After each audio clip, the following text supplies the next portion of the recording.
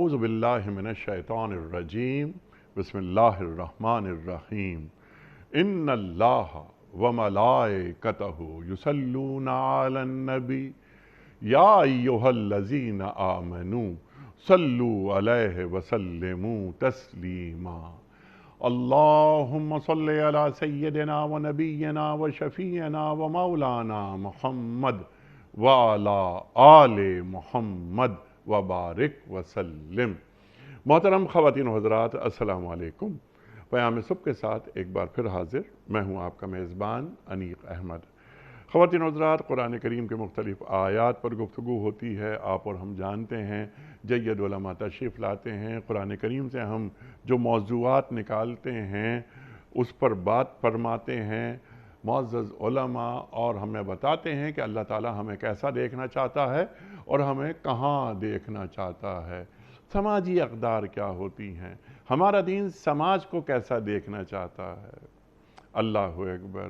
اور اس سماج میں ایک مسلمان کا کردار، اہل ایمان کا کردار اللہ تعالیٰ کیسا دیکھنا چاہتا ہے۔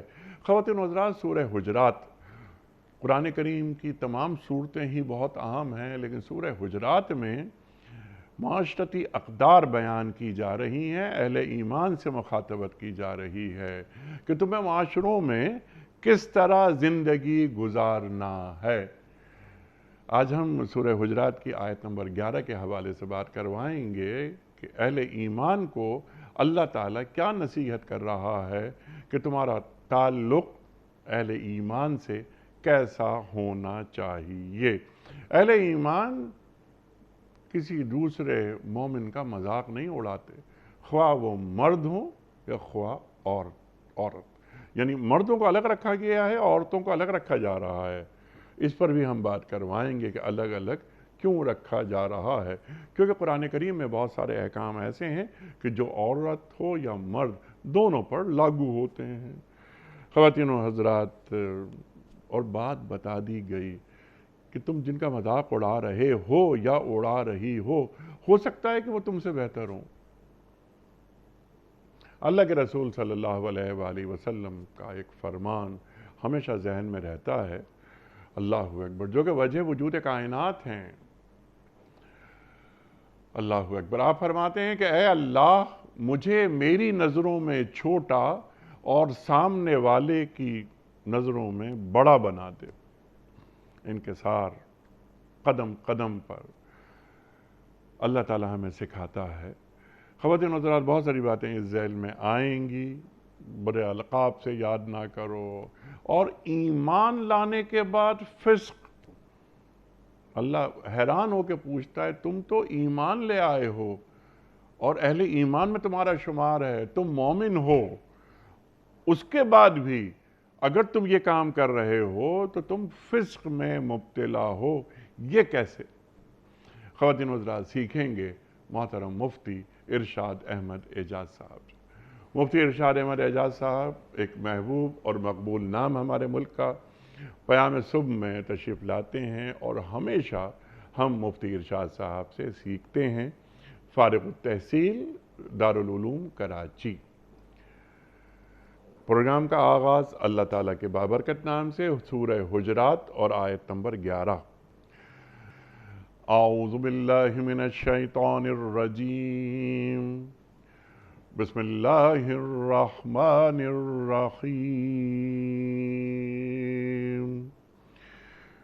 یا ایہا الذین آمنوا لا یسخر قوم من قوم عسى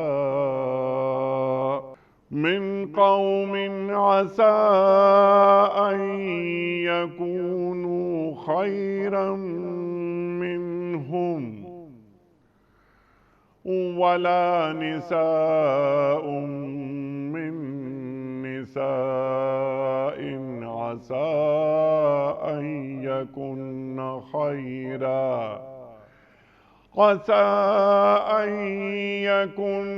خيرا منهن ولا تلمزوا أنفسكم ولا تنابزوا بالألقاب بئس الاسم الفسوق بعد الإيمان ومن لم يتب فأولئك هم الظالمون صدق اللہ العظیم۔ اے لوگوں جو ایمان لائے ہو، نہ مرد دوسرے مردوں کا مذاق اڑائیں، ہو سکتا ہے کہ وہ ان سے بہتر ہوں، اور نہ عورتیں دوسری عورتوں کا مذاق اڑائیں، ہو سکتا ہے کہ وہ ان سے بہتر ہوں۔ آپس میں ایک دوسرے پر تان نہ کرو اور نہ ایک دوسرے کو برے القاب سے یاد کرو۔ ایمان لانے کے بعد فسق میں نام پیدا کرنا بہت بری بات ہے۔ جو لوگ اس روش سے باز نہ آئیں وہ ظالم ہیں۔ اللہ اکبر۔ محترم خواتین و حضرات، اس سے پہلے کہ ہم رکھیں آج کے پروگرام کے حوالے سے پہلا سوال محترم مفتی ارشاد صاحب کی خدمت میں، کل کے پوچھے گئے سوال کا درست جواب اور آج کا سوال آپ کی خدمت میں۔ کل کا سوال ہمارا یہ تھا کہ غزوہ بدر کس سنہ ہجری میں لڑی گئی؟ درست جواب 2 سنہ ہجری میں۔ آج کا سوال نوٹ فرما لیجئے۔ فرشتوں نے انسانی شکل میں آ کر حضرت ابراہیم علیہ السلام کو کس کی خوشخبری دی؟ جنت کی، بیٹے کی یا نبوت کی؟ جو درست جواب آپ سمجھتے ہوں روانہ فرمائیے۔ ہمارے فون نمبرز ہیں 00922134527 ہمارا دوسرا فون نمبر ہے 009221343000980۔ ہمارا ای میل ایڈریس ps@duniatv.tv، ہمارا SMS کا نمبر 3031 اور ہمارا واٹس ایپ کا نمبر ہے 009232182509194۔ مفتی ارشاد صاحب، معاشرتی آداب اللہ تعالیٰ سکھا رہا ہے، مخاطبت ڈائریکٹ اہل ایمان سے ہو رہی ہے۔ ارشاد۔ بسم اللہ الرحمن الرحیم، نحمدہ ونصلی علی رسولہ الکریم، اما بعد۔ انیق صاحب، یہ جو آپ نے آیت آج رکھی ہے پروگرام میں، جی، اس آیت پہ گفتگو کرنے سے پہلے مجھے قرآن کریم میں ایک جگہ پہ اللہ سبحانہ و تعالیٰ ارشاد فرماتے ہیں، وہ بات یاد آئی۔ اللہ تعالیٰ فرماتے ہیں کہ ما یرید اللہ لیجعل علیکم من حرج ولکن یرید لیطہرکم۔ اللہ تعالیٰ تم پر کوئی تنگی نہیں لانا چاہتا، لیکن وہ چاہتا ہے کہ وہ تمہیں پاکیزہ کرے۔ اللہ اکبر۔ اس سے میں معلوم ہوتا ہے کہ اللہ سبحانہ و تعالیٰ ہماری معاشرتی زندگی میں بھی ایک خاص نوعیت کی پاکیزگی چاہتا ہے، سبحان اللہ۔ اخلاقی سطح پر ایک پاکیزگی ہو۔ وہ پاکیزگی کیا ہے؟ اس آیت میں جو اللہ تعالیٰ نے 3 باتوں کی طرف اشارہ فرمایا ہے، اس کو اگر ہم اس بات سے جوڑیں کہ اللہ تعالیٰ فرماتے ہیں وَخُلِقَ الْإِنسَانُ ضَعِيفًا، انسان کمزور پیدا ہوا ہے، اس میں کمزوریاں ہیں، اس کے اندر خامی ہے، کسی کے اندر بولنے میں خامی ہوگی، کسی میں ظاہری طور پہ خامی ہوگی۔ تو اللہ تعالیٰ اس میں اشارہ فرما رہے ہیں کہ دیکھو ایمان والو، تم ایک ایسا معاشرہ قائم کرو، اور اللہ کو یہ بات پسند نہیں ہے کہ تم ایسا کرو، لہذا اللہ تمہیں حکم دیتا ہے۔ پہلی بات تو یہ کہ تمسخر والا جو رویہ ہے، جی، کہ ایک دوسرے کا مذاق اڑانا، ٹھٹا، تمسخر کس بات پہ اڑایا جاتا ہے؟ کسی واقعتاً کمزوری پہ اڑایا جاتا ہے۔ ایسا نہیں ہوتا کہ آپ کسی چیز میں جو خامی نہ ہو مذاق اڑا لیں۔ اس سے اشارہ اس بات کی طرف ہے کہ دیکھو، ایک تو یہ کہ تم میں ہر آدمی اللہ نے کسی نہ کسی کمزوری کے ساتھ پیدا کیا ہے، تو اپنی روش مذاق اڑانے کی نہ بناؤ۔ سبحان اللہ۔ بعض معاشروں میں ہوتا ہے، جہاں بیٹھنا ہے، جہاں گفتگو کرنی ہے، کسی کا ٹھٹا اڑانا ہے، فلاں تو ایسا ہے، فلاں تو ایسا ہے، فلاں تو ایسا ہے۔ تو فرمایا کہ ایک تو تمسخر مت اڑاؤ، اور انفرادی سطح پر بھی تمسخر مت اڑاؤ، اور قومی سطح پہ بھی۔ قومی سطح سے مراد ہے ایک قوم والا، ایک زبان والا، ایک قبیلے والا، ایک علاقے والا دوسروں کا مذاق اڑائے، دیکھو ایسے رہتے ہیں، ان کا پہننا ایسا ہے، یہ کھاتے ایسے ہیں، یا ان کا بات چیت کا انداز ایسا ہے۔ اللہ تعالیٰ نے فرمایا یہ مت کرو۔ اس کی وجہ یہ کہ انسانوں کو اللہ نے جس طبیعت کے ساتھ، جس مزاج کے ساتھ پیدا کیا ہے، ایسی چیزیں معاشرے میں انسانوں میں پائی جائیں گی۔ تو پہلی بات تو یہ کہ یہ کام مت کرو، اللہ کو پسند نہیں ہے۔ اور ویسے بھی انیق صاحب، اگر ہم ساری انسانیت کی اجتماعی اخلاقی اقدار دیکھیں تو اللہ تعالیٰ جن چیزوں سے منع فرما رہا ہے، کسی بھی انسانی معاشرے میں وہ چیزیں کبھی بھی اچھی نہیں سمجھی جاتی. کسی کا مذاق اڑانا، کسی کا ٹھٹا اڑانا، کسی کے ساتھ جا کے اس کے بولنے کے انداز میں کسی میں ظاہری خرابی. اور اس کے بعد اللہ سبحانہ و تعالیٰ نے ایک بڑا، جسے ہم کہتے ہیں کہ انسانی ذہن کو دوسری طرف متوجہ کیا اور فرمایا کہ دیکھو تم مذاق آخر کیوں اڑا رہے ہو؟ تمہیں معلوم ہے، ہو سکتا ہے کہ عسیٰ یکونوا خیرا منکم، تم سے اچھے ہوں. تمہیں کیا معلوم کہ تم جس کا مذاق اڑا رہے ہو اللہ کی نظر میں وہ کیسا ہو، اور ویسے بھی عام انسانی مزاج کے لحاظ سے وہ بہت اچھا ہو. تو تم اپنی یہ عادت کہ جس میں تم تمسخر اڑا رہے ہو، ٹھٹا اڑا رہے ہو، مذاق کر رہے ہو، ان کے پہننے کے انداز میں، ان کے کھانے کے انداز میں، ان کی باتوں کے انداز میں. اب انیق صاحب آپس میں ایک دوسرے کو کہہ دیتے ہیں یہ بڑا دیہاتی ہے، یہ بڑا گنوار ہے، اس کو پہننا نہیں آتا، یہ ایسے پہنتا ہے، یہ ویسے پہنتا ہے. یہ سب چیزیں وہی ہیں. اور یہاں پر صرف اللہ تعالیٰ یہ نہیں کہہ رہے کہ تم اس بات سے رک جاؤ، اپنا نفسیاتی علاج کرو. اور وہ نفسیاتی علاج یہ کرو، اپنے دل میں یہ بات بٹھاؤ کہ بھئی اگر اس کی یہ چیز مجھے خراب لگ رہی ہے تو کوئی بات نہیں، ہو سکتا ہے مجھ میں 4 خرابیاں اور یہ مجھ سے اچھا ہو. جب آپ اپنی، اور یہ ہمارے یہاں ہم نے اپنے بزرگوں کو دیکھا کہ وہ بچوں کو یہ تلقین کرتے تھے. بچوں نے کوئی آ کر بات کی کہ فلاں آدمی ایسا ہے، ہم نے سنا بچپن میں وہ جیسے کہا کہ جی ذمہ دار آیا بچے کے، ہم نے اخلاقی طور پہ بچوں کو سکھانے کے لیے کہ بچے نے جا کے ماں سے کہا کہ امی کوڑے والا آیا ہے. تو انہوں نے کہا نہیں بیٹا کوڑے والا نہیں، صفائی والا آیا ہے، کوڑے والے تو ہم ہیں، ہمارے پاس سے کوڑا لے کے جا رہا ہے. تو یہ نفسیاتی جو انسانی ساخت مزاج کی، اس کے اندر جسے کہتے ہیں کہ اس کی تعمیر کرنا، کہ نہیں جہاں کہیں پر آپ کو محسوس ہوا تمسخر کی بات آ رہی ہے، آپ نے فوراً بلا کر کہا کہ عسیٰ یکونوا خیرا منکم، وہ ہو سکتا ہے تم سے اچھے ہوں، آج تمہیں ان میں کمزوری نظر آ رہی ہے. اور یہی حکم اللہ تعالیٰ نے مسلمانوں کو خطاب کر کے تو فرمایا، یا ایھا الذین آمنوا کے اندر اللہ تعالیٰ جب مخاطب کرتے ہیں تو مرد عورت دونوں شامل ہوتے ہیں، لیکن یہاں تاکیداً الگ رکھا. ولا نساء من نساء، کہ خواتین بھی ایک دوسرے کا. وہاں پر قوم من قوم کہا، یہاں نساء من نساء کہا، کہ یہاں پر خواتین کے تقابل میں عام طور پہ بعض دفعہ ایسی چیزیں بعض لوگوں میں کچھ زیادہ ہوتی ہیں کہ بعض لوگ قوموں کا، قبیلوں کا مذاق اڑانا پسند کرتے ہیں. خواتین کے اندر یہ ہوتا ہے کہ ذاتی طور پر کہ بھئی اس نے کپڑے ایسے پہنے ہیں، اس نے لباس ایسے پہنا ہے، اس کو تو پہننا نہیں آتا، اس کو تو زیور پہننا نہیں آتے، اس کو یہ چیز، قد چھوٹا ہے، اس کی ناک کیسی ہے وغیرہ وغیرہ، یعنی اس کی جسمانی عیب پہ یا بولنے پر. تو اللہ تعالیٰ نے ان کو بھی فرمایا کہ دیکھو ایسا مت کرو، کہ ہو سکتا ہے کہ وہ تم سے بہتر ہو. جی ہاں، ان کو بھی فرمایا ہے، بلکہ شاید اگر یہ کہا جائے کہ ان کو بھی خاص طور پر فرمایا، تاکید کی کہ دیکھو یہ مت کرو، کیونکہ شاید خواتین میں یہ مرض زیادہ ہوتا ہے. جی بالکل اس طرح کی چیز ہے کہ آپس میں جب گفتگو ہوتی ہے تو اس سے اگلا جو جملہ ہے کہ ایک دوسرے پہ طعن نہ کرو، یعنی ٹونٹنگ نہ کرو. تو اور یہ اگر ہم اس آیت کی، تو ہماری تو آج کیا ہے تو ہم یہیں تک محدود رہیں گے، لیکن آگے جاتے ہیں تو پھر غیبت کا اور ان سب چیزوں کا جب ذکر آتا ہے تو اس سے ہمیں معلوم یہ ہوا کہ اللہ سبحانہ و تعالیٰ یہاں پر 2 باتوں کی بڑی حکمت کے ساتھ تعلیم دے رہے ہیں کہ یہ تمہاری طبیعت کے اندر تقاضا پیدا ہوگا کہ تم تمسخر اڑاؤ، کوئی چیز تمہیں ناگوار گزرے گی اور تم سامنے والے کا ٹھٹا اڑانے کے لیے، مذاق اڑانے کے لیے یا اس کو کمتر دکھانے کے لیے یہ ضرور تمہارے دل میں آئے گا. جب یہ تمہارے دل میں خیال آئے فوراً اپنی نفسیاتی اصلاح کرو اور سوچو کہ ہو سکتا ہے وہ ہم سے بہتر ہو. اور یقیناً ہوتا ہے. آپ دنیا میں اللہ نے نظام ہی نہیں بنایا ہے کس چیز میں بہتر ہو، کسی بھی چیز میں ہو سکتا ہے. سورہ حجرات ہی میں اللہ فرما رہا ہے کہ ان اکرمکم عند اللہ اتقاکم. تو کیا یہ ہمارے ذہن میں یہ بات نہیں آنی چاہیے فوراً کہ جس کا ہم مذاق اڑا رہے ہیں خدا نہ خواستہ کہ یہ تقوی میں ہو سکتا ہے کہ مجھ سے بہتر ہو؟ جی دونوں ہیں انیق صاحب. ہمارے مفسرین لکھتے ہیں کہ تقوی میں بھی بہتر ہو، اللہ کے یہاں بھی بہتر ہو، اور ظاہری طور پہ بھی. ہم نے قوم کا مذاق اڑایا کہ ان کو تو پہننا اڑنا نہیں آتا، ان کا انداز گنوار ہے، یہ ہے وہ ہے، لیکن جب کسی وقت لوگوں پر مشکل پیش آئی تو معلوم ہوا کہ جن کو ہم گنوار سمجھتے تھے ہماری تحفظ کے لیے، خدمت کے لیے سب سے آگے وہی لوگ تھے.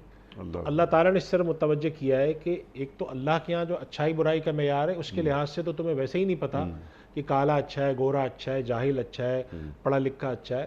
ایک تو تم اس کے حوالے سے اپنی تربیت دین کے رخ پہ بھی کرو، اور ایک اللہ نے جو انسانی مخلوقات جو پیدا کی ہیں اور انسانوں کو پیدا کیا ان کے اعتبار سے بھی یہ بات رکھو کہ اللہ نے کہیں پہ بھی نہیں رکھا کہ ایک قوم کو ساری خصوصیات دے دے تو اس کو کچھ بھی نہ دے.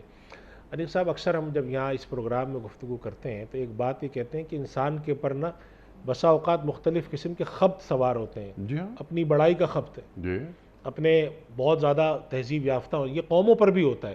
یہ جو قوم کی بات کریں تقابل، بعض اقوام آج ہے وہ سمجھتی ہیں کہ ہم جتنے تہذیب یافتہ ہیں یا ہماری تہذیب جو ہے وہی تہذیب ہے، باقی سب جتنے بھی ہمارے دنیا میں بسنے والے ہیں ان کی تہذیب کچھ نہیں ہے. آج اگر ہم تہذیبوں کا تصادم دیکھیں تو اس کے اندر یہ بہت بڑی نفسیات کا دخل ہے.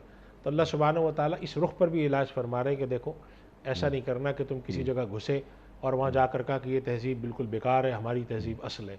اللہ تعالیٰ نے لوگوں کو اس ساتھ پیدا کیا ہے، خوبیاں بھی ہوتی ہیں، خامیاں بھی ہوتی ہیں، کچھ ان کی چیزیں اچھی ہیں، کچھ تمہاری چیزیں اچھی ہیں. تو ایک اس ماحول کو لے کر چلو اور نہ کوئی قوم کی سطح پر ایک دوسرے کا تمسخر اڑائیں، نہ فرد کی سطح پر اڑائیں، نہ خواتین اڑائیں، اور نہ ہی اس عادت کو اپنے اندر عادت کو جاری کر دیں. دیکھیں انیس صاحب کہ ایک آدمی کسی عارضی کسی جسے کہتے ہیں کہ کسی کیفیت سے مغلوب ہو کر، جذبات سے مغلوب ہو کر ایک بات کرے. ایک ایک قومی مزاج ہو. جب ہم بیٹھیں کوئی پروگرام ہو، کوئی بات چیت ہو، تو ہماری بات چیت کا آغاز اور اختتام اسی چیز سے ہو کہ کسی پر ہم کا تمسخر اڑا رہے ہیں، کسی پر ٹونٹ کر رہے ہیں، کسی کی غیبت کر رہے ہیں. اگر آج ہم بعض اپنی محفلوں میں چلے جائیں تو ہمیں اس محفل کی گفتگو میں ہمیں یہ ملتا ہے کہ کسی اچھی رخ پر کوئی گفتگو نہیں ہوئی، کوئی اعلیٰ اخلاق پر نہیں ہوئی، کوئی علمی نقطہ نہیں ہوا. اس کے اندر ہم کر رہے ہیں تو دوسرے کا تمسخر کر رہے ہیں، دوسرے کی برائی کر رہے ہیں، اور فلاں نے یہ کیا، فلاں ایسے کھاتا تھا، فلاں ایسے پیتا تھا، وہ پہننے کا انداز اس کو نہیں آتا، یا وہ بالکل ایسا ہے. یہ چیز میں نحیث القوم جب ہمارے مزاج میں آ جاتی ہے تو ہم کے اندر سب سے بڑی خرابی یہ پیدا ہوتی ہے، ہم سمجھتے ہیں اس میں ہم نے کون سی غلط بات کی. یعنی بعض میں ایک دفعہ ایک صاحب کا ویڈیو کلپ سن رہا تھا، وہ کسی بڑے کوئی حکومتی عہدیدار تھے، ان کے طرز زندگی، کھانے پینے کے انداز پر گفتگو کر رہے تھے، اور بہت جسے کہتے ہیں کہ مزے لے لے کر وہ واقعہ سنا رہے تھے. تو میں اس پر سوچنے لگا کہ یہ صاحب بھی ایک ریٹائرڈ آدمی اور اچھی پوزیشن سے ریٹائر ہوئے ہیں اور بہت علم اور سمجھ رکھنے والے دانشور آدمی ہیں، لیکن ان کو اس چیز کا اندازہ نہیں ہو رہا کہ میں ابھی جو بہت ہی ایک لطف لے کر ایک واقعہ سنا رہا ہوں، یہ کسی کی خرابی بیان کر رہا ہوں. یہ ٹھیک ہے کہ آپ اس خرابی کو ایک سبق کے طور پر ایک مختصر سے اشارہ دے سکتے ہیں، ٹھیک ہے، لیکن پورا لذت کے ساتھ اس کو سنانا، اسے حظ نہ اٹھائیں. حظ اٹھا رہے ہیں اور اس سے لطف اٹھا رہے ہیں، اور سارے لوگ جو بیٹھے ہیں وہ کہہ رہے واہ ارے کتنا کما رہے وہ.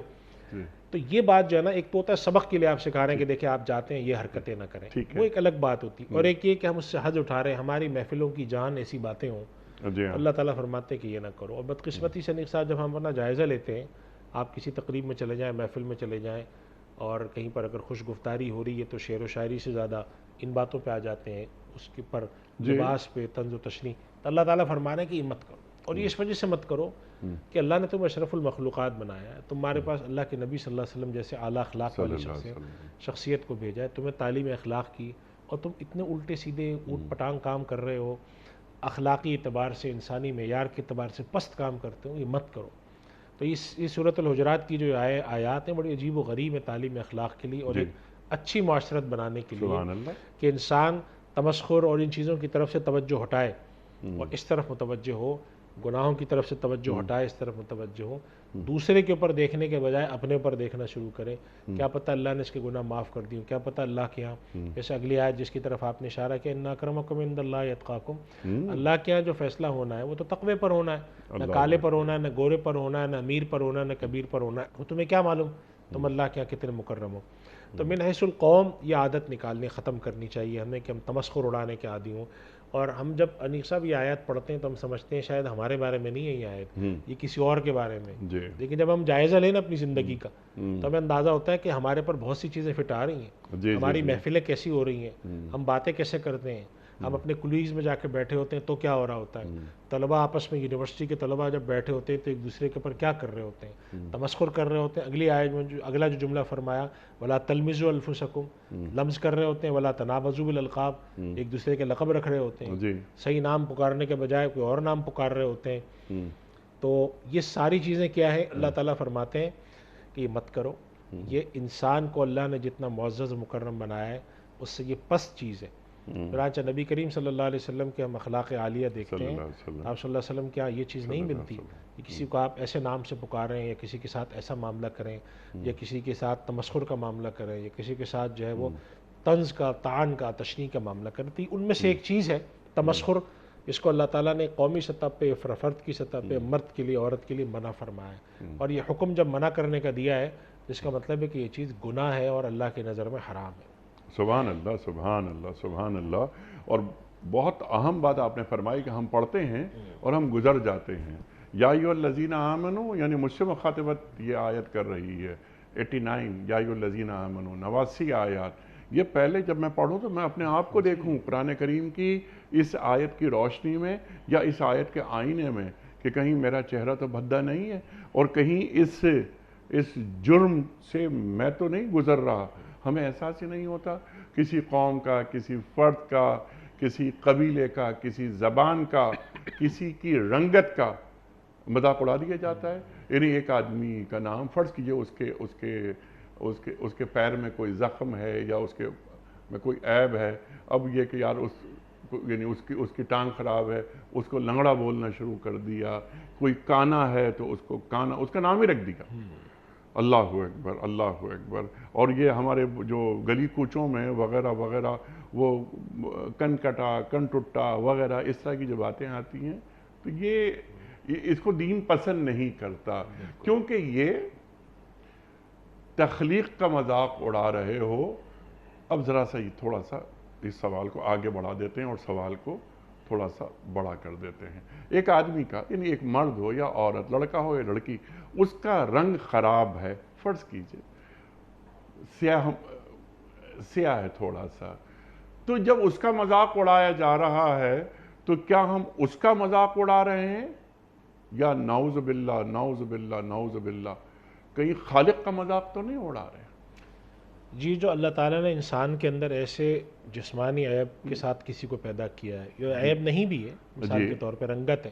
جی اب ایک معاشرہ میں سمجھتے ہیں کہ گوری رنگت اچھی ہے جی اور وہ کالی رنگت کو اتنا اگر عیب سمجھتے ہیں تو کوئی انسان اپنی رنگت کالی لے کے تو خود نہیں پیدا ہو رہا ہوتا۔ جی جی اگر انسان کے اختیار میں ہو، ہمارے معاشرے کے انسان کے، تو ہر آدمی گورا پیدا ہو۔ اسی طرح کسی کے اللہ نے کوئی جسمانی عیب کے ساتھ پیدا کر دیا، اللہ تعالیٰ کی مرضی ہے، جی کسی کے پاؤں میں تکلیف پیدا کر دی، کسی کے ہاتھ میں پیدا کر جی دی، کسی کے آنکھ میں، تو اللہ سبحانہ و تعالیٰ فرما رہے ہیں کہ ایک اس طرح کے جو عیوب ہیں یا اس کے علاوہ کوئی اور وصف کے ساتھ پیدا کر دیا ہے۔ بعض قوم کے لوگ ہوتے ہیں کہ وہ سادہ مزاج کے ہوتے ہیں، بہت مشکل باتیں عقلی اعتبار سے نہیں سمجھتے، لیکن جفاکش اچھے ہوتے ہیں۔ تو اب ہم نے ان کی عقل کا مذاق اڑانا شروع کر دیا ہے، تو بڑے سیدھے لوگ ہیں، بڑے دیہاتی لوگ ہیں۔ تو اصل میں کس کا مذاق اڑایا؟ اصلاً وہ پھر اللہ سبحانہ و تعالیٰ اسی طرح متوجہ کر رہے ہیں کہ یہ اصلاً تم مذاق کس کا اڑا رہے ہو؟ اللہ کا اڑا رہے ہو، اللہ کی خلقت پہ اعتراض کر رہے ہو۔ اس لیے کہ تم اس بات پہ کیوں نہیں سوچتے ہو کہ بھئی اگر ہم میں یہ خرابی تو ان میں ہو سکتا ہے کہ ان میں یہ خرابی ہے تو ہم میں کوئی اور خرابی ہو، ان میں کوئی اور اچھائی ہو۔ اللہ تعالیٰ نے اسی طرح تو بیلنس کیا ہے دنیا میں۔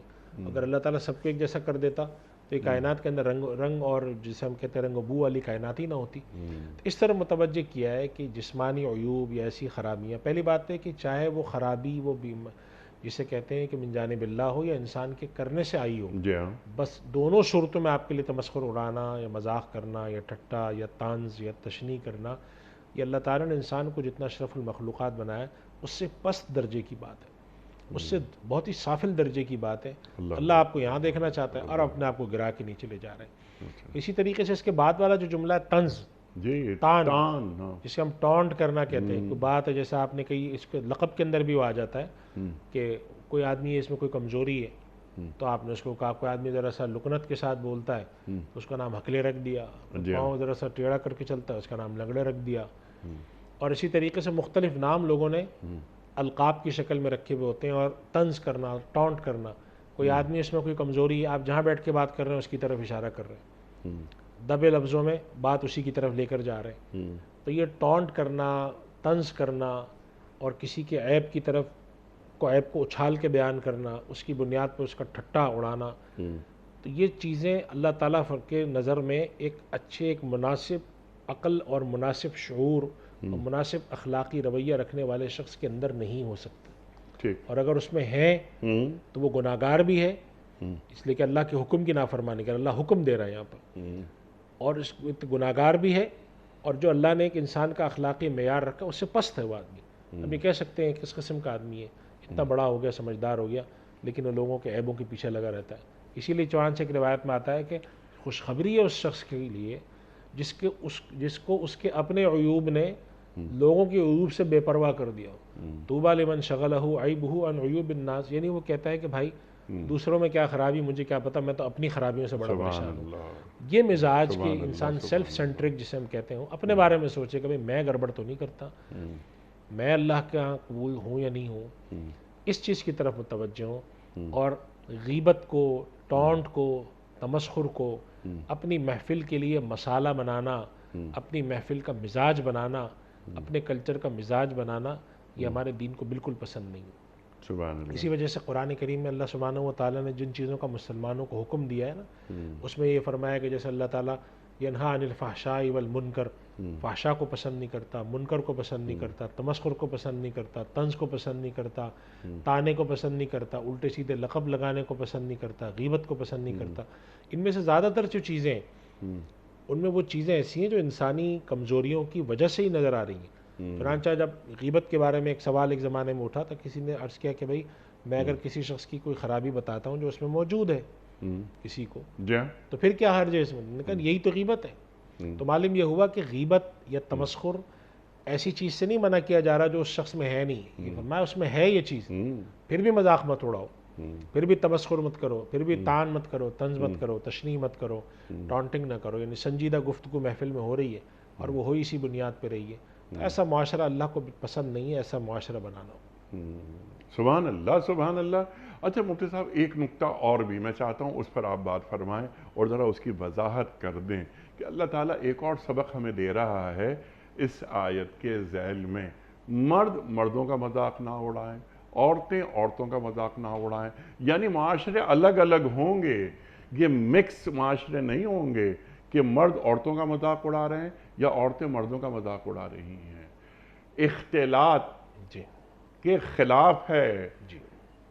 یعنی اختلاط دین کو پسند نہیں ہے. اختلاط کی جو شکل ہمارے ہاں آج رائج ہے، جی ہاں، جس طرح کا ہمارے ہاں یہ ترویج کی جاتی ہے جی ہاں، اور جس طرح کی بات کہی جاتی ہے کہ یہ اختلاط ہونا چاہیے، اور جس کو ہم آج کل حقوق کے نام پر یا ایک جسے کہتے ہیں برابری کے نام پر ہم دیتے ہیں، تو ہمارے دین نے اس اختلاط کو پسند نہیں کیا. اس کا تعلق ہمارے دین سے نہیں ہے، صرف تمام ادیان میں یہی چیز رہی ہے کہ ایک اختلاط ایک خاص حد سے زیادہ دین نے اس کو پسند نہیں کیا ہے.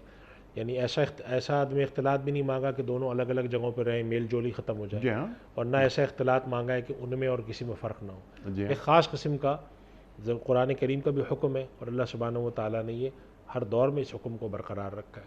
تو اس وجہ سے ہمیں معلوم یہ ہوتا ہے کہ یہ ہمارے یہاں جو آج ایک آواز اٹھتی ہے مساوات کی، برابری کی، تو مساوات کا وہ تصور ہمارے دین میں قبول ہے جس کو ہمارا دین صحیح سمجھتا ہو. چاہے وہ مساوات ہو، یعنی کہ خیر اور شر کے جتنے بھی تصورات ہیں وہ ہمارے لیے ہمارے دین کے راستے سے آئیں گے، میرے اور آپ کے عقل کے راستے سے نہیں آئیں گے، یا کسی اور تہذیب کے عقل کے راستے سے نہیں آئیں گے، بلکہ ہمارے اپنے معیارات ہیں جو ہمارے دین نے ہمیں سکھائے ہیں، ہمارے نبی نے، ہمارے خدا نے ہمیں سکھائے ہیں. ان معیارات کے نتیجے میں اختلاط اور اسی طرح ان کے نتیجے میں اور انہی کی روشنی کے تحت ہم اجتناب، اختلاط، میل جول، تعلق، ہر چیز کے بارے میں صحیح اور غلط ہونے کا فیصلہ کریں گے. اور ہمارے معاشرے اس بات کے پابند ہیں کہ ہم کسی چیز کے بارے میں صحیح اور غلط ہونے کا فیصلہ اللہ اور اس کے رسول صلی اللہ علیہ وسلم کے حکم کے تحت کریں. اللہ تعالیٰ نے مسلمانوں سے مطالبہ بھی کیا ہے کہ ولا یدینون دین الحق کا مطلب بھی یہی نکلتا ہے کہ وہ دین حق کو دین نہیں سمجھتے، یا ولا یحرمون ما حرم اللہ ورسولہ، یعنی اللہ اور اس کے رسول کا حق اور باطل کا معیار قرار دے کر کام کیا جائے. تو یہ اس بات سے اس کی طرف بھی اشارہ مل رہا ہوتا ہے کہ مزاجن جب لوگ یہ کام کریں گے تو اس کے اندر یہ چیز ہو سکتی ہے کہ ولا نساء من نساء، کہ خواتین کا مذاق اڑائیں اور مرد کا مذاق اڑائیں. اس میں اس طرف بھی اشارہ مل رہا ہوتا ہے جس بات کی طرف آپ اشارہ کر رہے ہیں. جی سبحان اللہ، سبحان اللہ. یعنی یہ بے وجہ کا اختلاط یہ دین کو قبول نہیں ہے. اللہ اکبر. المومنون والمومنات بعضهم اولیاء بعض، یہ بھی آیت قرآن کریم ہے کہ اہل ایمان مرد اور اہل ایمان عورتیں آپس میں ایک دوسرے کے دوست ہیں. یعنی سبحان اللہ، سبحان اللہ. دینی کاموں میں تعاون ہو رہا ہے، معاشرے خوبصورت بنائے جا رہے ہیں. یہ نہیں کہ ایسے معاشرے کے مرد اور عورت ایک دوسرے کے ساتھ اس طرح ملے ہوئے ہیں اور ہے ٹھیٹے ٹھیٹے یہ ہو رہا ہے.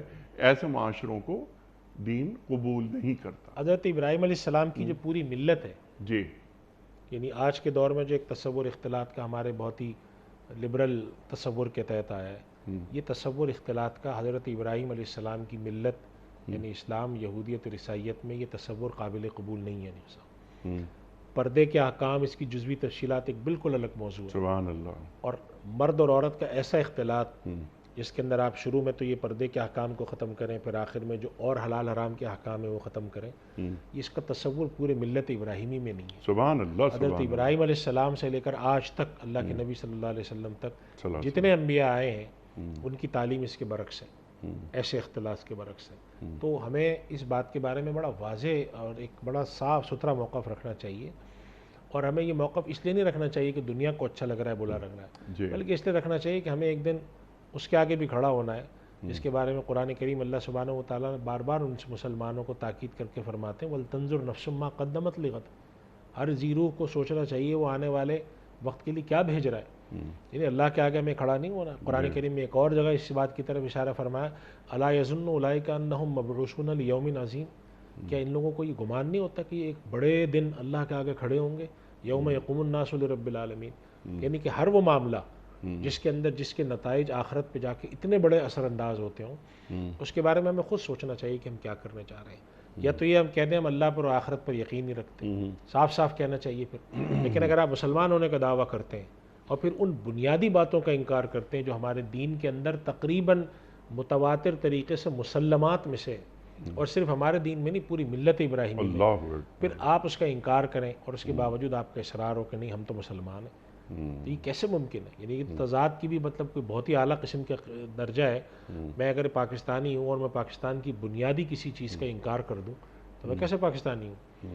تو جو ہر دین نے قرآن کریم حدیث شریف میں نبی کریم صلی اللہ علیہ وسلم نے ایک بات فرمایا کہ الا ان لکل ملک حما، ہر بادشاہ نے اپنی کچھ حدود رکھی ہوتی ہیں، تو اللہ کی حدود کے بارے میں فرمایا اللہ نے اپنی کچھ حدود مقرر کی ہیں، اللہ نے جو حدود مقرر کی ہیں اس کو پھان کر اگر کوئی جانا چاہتا ہے، اس کو توڑ کے جانا چاہتا ہے، اس کو پامال کر کے جانا چاہتا ہے، تو وہ ذہن میں رکھ لے کہ پھر اللہ سبحانہ و تعالیٰ وَمَن يَتَعَدَّ حُدُودَ اللَّهِ فَأُولَٰئِكَ هُمُ الظَّالِمُونَ، پھر وہ اللہ کے ہاں ظالم ہے اور پھر ان کے ساتھ اسی طرح نمٹا جائے گا۔ اس وجہ سے یہ ساری جو چیزیں ہیں ان کے بارے میں ہمارے ذہن میں جو معاشرتی، آپ کی بات اصل میں معاشرتی چیزوں سے جوڑ رہی ہے، چونکہ کہ یہ معاشرتی تعلیم جو ہمیں دی جا رہی ہے قرآن کریم میں، جس کے اندر تمسخر سے ان چیزوں سے منع کیا جا رہا ہے، تو ہمارے دین کی معاشرتی تعلیم میں اختلاط بھی آتا ہے، تعلق کی نوعیت بھی آتی ہے، حلال حرام کے فرق بھی آتے ہیں، یہ ساری چیزیں معاشرت کا حصہ ہیں۔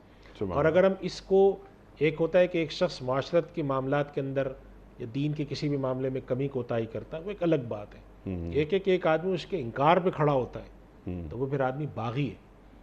بغی یعیدکم لعلکم تذکرون، اللہ تعالیٰ منع فرماتا ہے باغی نہیں بننا، سرکش بننا، باغی بننا الگ بات ہے اور گناہگار بننا الگ بات ہے۔ سبحان اللہ۔ اگر ایک آدمی گناہگار ہے توبہ کی توفیق بھی ہو سکتی ہے، ایک آدمی سرکش ہے، باغی ہے، تو اللہ کے خلاف علم بغاوت بلند کر کے کھڑا ہے وہ۔ اگر کوئی شخص اللہ کے خلاف علم بغاوت بلند کر کے کھڑا ہے تو ہمارا بحیثیت مسلمان فریضہ ہے کہ ہم امت کو، ہم لوگوں کو اس کے بارے میں تنبیہ کرتے رہیں، غلط اور صحیح لوگوں کے سامنے رکھتے رہیں۔ اللہ کے نبی صلی اللہ علیہ وسلم نے ہمیں تلقین فرمائی ہے کہ بلغوا انی ولو آیا، جو مجھ سے جو تم تک بات پہنچی ہے وہ دوسروں تک ضرور پہنچاؤ، چاہے وہ ایک چھوٹی سی آیت ہی کیوں نہ ہو۔ تو اللہ کے نبی صلی اللہ علیہ وسلم نے اگر ہم تک ایک دین کا پیغام پہنچایا ہے، چاہے وہ حدیث کے ذریعے یا قرآن کے ذریعے، وہ ہماری سماجیات کے متعلق و معاشیات کے، ہم دوسروں تک وہ پہنچانے کے، اپنی اولاد تک، اپنے زیر کفالت لوگوں تک پہنچانے اور ان کے دل میں بٹھانے کے پابند ہیں۔ سبحان اللہ، سبحان اللہ۔ اور آپ نے بہترین نقطہ یہاں پر یہ بیان فرما دیا کہ یہ جوڈائزم، یعنی ابراہیمی جو سیمیٹک ریلیجن ہیں، اس میں وہ یہودی ہوں یا مسیحی ہوں یا ہم امت محمدیہ کا حصہ صلی اللہ علیہ وآلہ وسلم، تینوں میں کہیں اختلاط نہیں ہے۔ مرد اور عورت کے مابین کہ جو آج معاشرے، خاص طور پہ ہمارا جو ویسٹ ہے، معاملات کہاں سے کہاں چلے گئے ہیں، تو لوگ یہ خیال کرتے ہیں کچھ افراد کہ شاید وہاں اجازت ہے، مسیح علیہ السلام اجازت نہیں دیتے، نہ شراب کی ہے، جی، نہ سود کی ہے، اور نہ ایسے اختلاط کی ہے۔ سبحان اللہ، تینوں چیزیں بالکل طے شدہ بات ہیں، طے شدہ بات۔ اس میں کوئی، یعنی اگر کوئی آدمی یہ کہتا ہے کہ ایسا غلط کہہ رہا ہے تو وہ آدمی غلط کہہ رہا ہے اور وہ دیانت آدمی ہے، یہ طے شدہ بات ہے۔ اب ایک الگ بات ہے کہ ایک آدمی اپنے آپ کو ملت ابراہیمی سے ہی ڈسکنیکٹ کرنا چاہتا ہے، پھر ہم اس سے دوسرے طریقے سے بات کریں گے کہ پھر تو ٹھیک ہے تم دعویٰ نہیں کرو، لیکن ملت ابراہیمی میں ہونے کا دعویٰ کرو ٹھیک، اور اس کے ساتھ دین کی اس تعلیم کا دعویٰ کرو، یہ اصل قابل سوال بات ہے کہ آپ ملت ابراہیمی میں چاہے آپ کسی بھی مذہب سے تعلق رکھتے ہو اپنی وابستگی کے بھی اظہار کریں اور ساتھ کہیں کہ اللہ نے اس چیز کو حرام نہیں کیا ہے، تو پھر آپ کیسے کہہ سکتے ہیں کوئی چیز کے بارے میں کہ اللہ نے حرام نہیں کیا؟ آپ یہ تو کہیں کہ میں اللہ کو مانتا نہیں ہوں، نبی کو مانتا نہیں ہوں، پھر ایک الگ بات ہے، اللہ آپ سے الگ طریقے سے بات ہوگی، لیکن آپ دعویٰ بھی کریں کہ میں اس کے حلقے میں داخل ہوں، میں سر تسلیم خم کرتا ہوں، اور ساتھ ساتھ یہ بھی کریں آپ، تو یہ ممکن نہیں ہے۔ حضرت عبداللہ ابن سلام رضی اللہ تعالیٰ عنہ کتنے جلیل القدر صحابی ہیں، یہودی عالم تھے، مسلمان ہوئے تو ظاہر ہے کہ یہودی مذہب میں اونٹ کا گوشت کھانا حلال نہیں تھا، تو طبعاً اونٹ کا گوشت کھانے سے ان کو کراہت تھی، جیسے ہمیں بھی ہے، اگر ہمیں آج کوئی خرگوش کا گوشت کھلانا چاہے تو ہم نہیں کھا پاتے، طبعاً ایک کراہت ہوتی ہے، حرام نہیں سمجھتے، تو انہوں نے یہ بات سوچی کہ بھئی اگر میں نہ کھاؤں زندگی بھر اونٹ کا گوشت تو کیا فرق پڑتا ہے، کوئی فرض تو ہے نہیں دین میں، تو دل میں ان کی یہ بات تھی کہ بھئی میں نے ہمیشہ نہیں کھایا تو ابھی بھی میں نہ کھاؤں، تو اللہ تعالیٰ کو یہ بات پسند نہیں ہے۔ بعض روایت میں آتا ہے کہ یہ جو آیت اتری تھی یا ایھا الذین آمنوا ادخلوا فی السلم کافہ، اس کے اندر اس بات کی بھی تعلیم تھی کہ نہیں، آپ جب دین کے دائرے میں آئے ہیں تو حلال اور حرام کے بارے میں فیصلہ دین کا ہوگا، آپ کی اپنی مرضی کا نہیں ہوگا۔ حلال حرام سمجھتے ہوئے آپ اگر کسی چیز کو سمجھتے ہیں کہ اللہ کے حکم کے تحت جائز ہے اور آپ اس کو استعمال نہ کریں، یہ الگ بات ہے، لیکن اگر آپ اس کا تصور اس کے بارے میں بدل جاتا ہے، دین کے حکم کے بارے میں، پردے کے بارے میں، یا مرد اور عورت کے تعلق کے بارے میں، تو یہ بات ہمیں ذہن میں رکھنی چاہیے کہ ہم غلط بات کی طرف نہ جائیں۔ اور ہم اپنے اس پروگرام میں انیس صاحب کئی دفعہ یہ بات کر چکے ہیں کہ انسان کا گناہ گار ہونا الگ بات ہے، لیکن حزب اللہ اور حزب الشیطان میں ہونا الگ بات ہے۔ ہماری کوشش ہونی چاہیے ہم چاہے کتنے ہی گناہ گار صحیح، کمزور صحیح عمل میں، لیکن ہم حزب اللہ میں رہیں، باغی نہ ہوں، اللہ کے باغی نہ بنے، اللہ کے گروہ میں رہیں، باغی اور آپ نے سرکش نہ بات ہوں۔ فرمائی نا، سبحان اللہ کہ آپ داخل ہو گئے، دین میں داخل ہو گئے، یہاں اللہ کا فرما رہا ہے ان تمام اعمال کو تم کر رہے ہو، اللہ اکبر، یعنی ایمان لانے کے بعد فسق، اللہ اکبر، یعنی ایک حیرانی کی بات ہے کہ تم تو یا ایھا الذین آمنو، اے لوگو جو ایمان لائے ہو، تم اگر مذاق اڑاتے ہو، خواہ مرد ہو یا عورت، تم القاب رکھتے ہو برے برے، تم تانے دیتے ہو لوگوں کو، اس پر بھی بات کرواؤں گا میں آپ سے کہ جو تانے دیے جا رہے ہیں، پھر اللہ تعالیٰ جو فرماتا ہے کہ حیرت ہے، تم ایمان لانے کے بعد یہ کام کر رہے ہو۔ ہمارا دعویٰ ہے اور ہمارا یہ دعویٰ، اللہ ہمارے اس دعوے میں ہمیں سرخرو کرے کہ ہاں ہم مومن ہیں، ہم اہل ایمان ہیں، اس کے بعد تم یہ فسق میں مبتلا ہو جاتے ہو، لوگوں کے نام رکھتے ہو بگاڑ کے، انہیں برے برے لقب دیتے ہو، ان کا مذاق اڑاتے ہو، تو تم ایمان بھی رکھ رہے ہو اور فسق بھی کر رہے ہو، تو یہ کیسے ہو سکتا ہے؟ ارشاد۔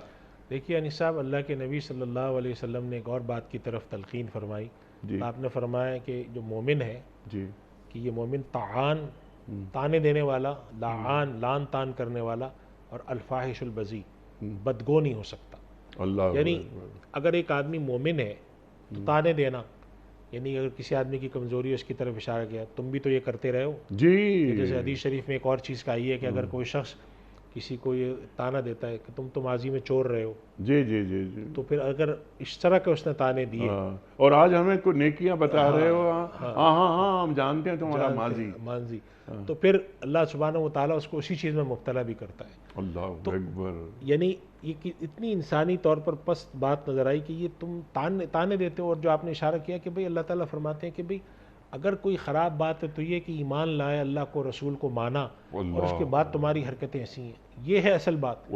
تم جا کے تانے دے رہے ہو جو بشری کمزوریوں کو اجاگر کر رہے ہو جو انسان کے اختیار میں نہیں ہے۔ فسق اور فجور تو اختیار میں ہے نا، کالا گورا ہونا، کسی عیب کے ساتھ پیدا ہونا تو کسی کا اختیار نہیں ہے، اس پر تم تمسخر کیسے اڑا رہے ہو؟ تمسخر تو اس پر اڑنا چاہیے کہ تم اللہ پر، رسول پر ایمان لائے اور اس کے بعد جا کے فسق و فجور کرتے ہو، گالیاں دیتے ہو، برا بھلا کہتے ہو۔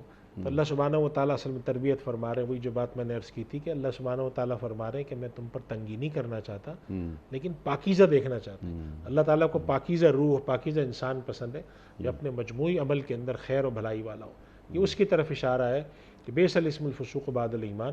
اور پھر آیت کا جو تتمہ اللہ تعالیٰ نے فرمایا اس میں پھر تنبیہ بھی کر دی کہ دیکھ لو، ومن لم یتب فاولئک هم الظالمون، اور اگر ہم اس کو اس سے جوڑ دیں آیت سے وَمَن لَّمْ يَحْكُم بِمَا أَنزَلَ اللَّهُ فَأُولَٰئِکَ هُمُ الظَّالِمُونَ، یعنی اللہ تعالیٰ یہ فرما رہے ہیں دراصل کہ میں نے حکم دیا ہے کہ یہ نہ کرو اور پھر بھی تم کر رہے ہو، تو گویا کہ تمہارا شمار انہی ظالمین میں جو من لم یحکم بما انزل اللہ، اللہ کے اتارے ہوئے فیصلوں کا. تو ظالمین کے بارے میں یہ اللہ تعالیٰ کے قرآن کریم میں باقاعدہ ظالمین کی اصطلاح ہے. اس سے ہم اردو میں جس کو ہم ظلم کرنا کہتے ہیں اس کے مقابلے میں بہت وسیع ہے. یعنی اللہ کے حکم کے مقابلے میں اپنی چلانے والے سرکش لوگ، ان کے لیے ظالمین کا لفظ استعمال کیا گیا ہے. اور اگر ان میں انکار پیدا ہو جائے تو پھر وہ کافرین ہے، اور اگر ان میں انکار نہیں ہے، سرکشی نہیں ہے، بدعملی ہے، تو وہ فاسقین ہیں. تو اللہ سبحانہ و تعالیٰ یہ بات فرما رہے ہیں کہ یہ فاسقین والے اگر توبہ بھی نہیں کریں گے پھر ان کا شمار ظالمین میں ہو جائے گا. اور اگر ظالمین والے اپنے ظلم کو جسٹیفائی کرنا شروع ہو جائیں اور یہ کہنا شروع ہو جائے ہم ظالم بھی نہیں، سب کچھ صحیح ہے ہمارا جو کچھ ہم کرتے ہیں، پھر ان کا شمار کافرین میں بھی ہو سکتا ہے. اس وجہ سے اس طرف اشارہ ہے کہ توبہ کرو. غلط کام ہے، فسق میں مبتلا ہو، طعن کرتے ہو، غیبتیں کرتے ہو، اور وہ جن چیزوں سے اللہ منع فرما رہا ہے وہ کر رہے ہو تو یہ نہ کرو. توبہ کر کے ادھر لوٹ آؤ، اور اگر تم یہ نہیں لوٹ آئے تو تم ظالمین میں سے. اور ایک حدیث کی طرف اگر ہم اس کو ساتھ جوڑ کے پڑھیں، اللہ کے نبی صلی اللہ علیہ وسلم فرماتے ہیں الظلم ظلمات یوم القیامہ، قیامت کے دن ظلم کرنا جو ہے وہ اندھیروں میں شمار ہوگا. یعنی جدھر اندھیرا جہاں زیادہ ہوگا سمجھا جائے گا یہ لوگ ظالمین لوگ ہیں، یہ دنیا کے اندر بے اعتدالیاں کرتے تھے، اللہ کے حقوق کو پامال کرتے تھے. اس وجہ سے ایک اچھا انسانی اخلاقی معاشرہ تشکیل دینے کے لیے ہدایات ہیں. اس کے آگے بھی آیات جو اگر آپ دیکھیں تو اس کے اندر ہدایات ہیں. اللہ سبحانہ و تعالیٰ نے تجسس سے اور بہت ساری چیزوں سے منع فرمایا. اور اس سے ہمیں معلوم یہ ہوتا ہے انیق صاحب کہ اپنی اولاد کی تربیت میں یہ بنیادی اخلاقی چیزیں پہلے دن سے ڈالنی چاہیے. یہ ٹو ڈوز میں کہ اپنے یہاں، اور اس کے ساتھ ساتھ ایک اور بات آپس میں بھی تلقین کرنی چاہیے. ہر ہفتہ 10 دن بعد بیٹھ گئے، کچھ نہیں، سورۃ الحجرات کی آیتیں اٹھا لی کہ بھئی ہم میں تو یہ چیز نہیں ہے، اور اگر ہے تو توبہ کریں. بچوں کے اندر بٹھائی یہ بات، یہ چیز نہیں کرو، لان تان نہیں کرو، یہ سب چیزیں نہیں کرو. تو ہم جیسے بچوں کو اور چیزیں سکھاتے ہیں ساتھ یہ بھی سکھانا چاہیے. بد اخلاقی، چیخ کے بولنا، زور سے بولنا. اسی کے اندر سورۃ الحجرات میں جو شروع ہوا ہے وہ اسی سے ہوا تھا کہ نبی کریم صلی اللہ علیہ وسلم کے پاس لوگوں نے آ کے باہر سے زور زور سے آوازیں دی، باہر آئے آپ یار. اللہ کے نبی صلی اللہ علیہ وسلم کو زور زور سے آوازیں دی. تو اللہ تعالیٰ نے منع فرمایا کہ بھئی یہ تم کس طرح سے بات کرتے ہو نبی سے. اس سے ہمیں ایک مجموعی اخلاقی چیز معلوم ہوتی ہے. اور اللہ سبحانہ و تعالیٰ سورۃ الحجرات پہلی آیت سے لے کر آخری آیت تک آپ پڑھیں، عجیب و غریب احکامات ہیں. اور حتیٰ کہ مسلمان ہونے تک کے بارے میں فرمایا کہ اگر تمہیں مسلمان ہونے کا دعویٰ ہے تو سوچو دل میں ایمان اترا ہے نہیں اترا تمہارے. اگلی آیات میں تو یہ ساری باتیں ہمیں غور کرنے کے لیے ہیں. اور ہمیں ایک اچھا مسلمان، باعمل مسلمان، جسے کہیں کہ اللہ سبحانہ و تعالیٰ کو ایک پسند آنے والا مسلمان، جس کو دیکھ کر اللہ کو پیار آئے، جس کو دیکھ کر اللہ کا یہ میرا بندہ ہے، ایسا آدمی بنانے کے اندر یہ صورت جو ہے نا بڑی معاون ہے. اور ہمیں چاہیے کہ ہمارے پاس جو بڑے مفسرین قرآن ہیں جن کے یوٹیوب پر دروس بھی موجود ہیں، کبھی کبھی ان آیات کا نکالیں اور بچوں کو بٹھا کر کے سنو یہ کیا کہہ رہے ہیں. اس سے کیا ہوتا ہے؟ تربیت اخلاق ہوتی ہے. ذکر فإن الذکریٰ تنفع المؤمنین. اللہ سبحانہ و تعالیٰ فرماتے ہیں نبی آپ نصیحت کیا کیجئے، اس لیے کہ نصیحت مومنین کو فائدہ دیتی ہے.